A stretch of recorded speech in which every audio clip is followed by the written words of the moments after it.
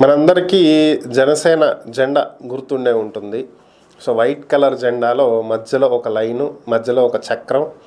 ఆ చక్రంలో ట్రయాంగిల్స్ ఒకటి కిందకి ఒకటి పైకి ఉంటాయి.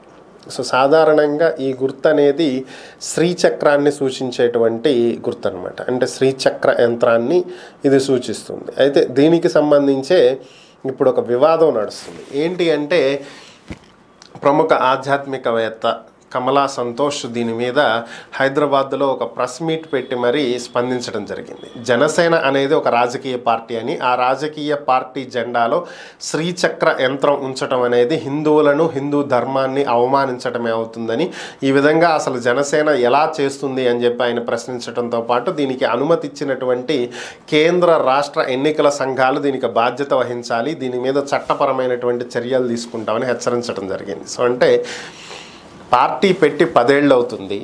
ఈ 10 ఏళ్ల నుంచి ఇదే జెండానే ఉంది జనసేనకి. ఈమె కొత్తగా మధ్యలో ఇప్పుడేం మార్చల. 2014 నుంచి ఇప్పటి వరకు అదే జెండాతో జనసేన వెళ్తుంది.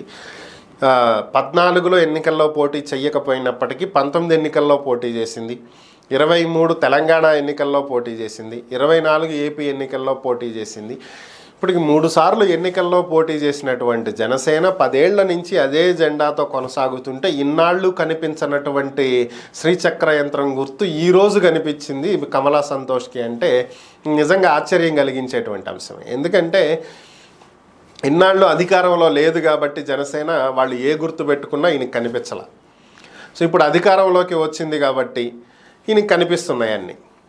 దీన్ని ఏ విధంగా చూడాలి? ఇది రాజకీయ ప్రేరేపితం అనుకోవాలా, పబ్లిసిటీ స్టంట్ అనుకోవాలా, లేదంటే నిజంగానే ఒక మతం మీదో ఒక ధర్మం మీదో ఆయనకు ఉన్నటువంటి ఒక అభిమతం అనుకోవాలా, అభిమానం అనుకోవాలా, ఏమనుకోవాలి? దీన్ని ఇన్నాళ్ళు లేనిది ఇప్పుడు ఆ గుర్తు పెట్టినప్పుడే, ఆ జెండాని ఆవిష్కరించిన రోజు ఆ రోజే దీని మీద చర్చించవచ్చు, ఆ రోజే దీన్ని తిరస్కరించవచ్చు, ఇది కరెక్ట్ కాదు అని చెప్పి అప్పుడే మార్చుకునేవాళ్ళేమో. ఇప్పుడైనా మార్చుకోవచ్చు, అది పెద్ద విషయమేం కాదు.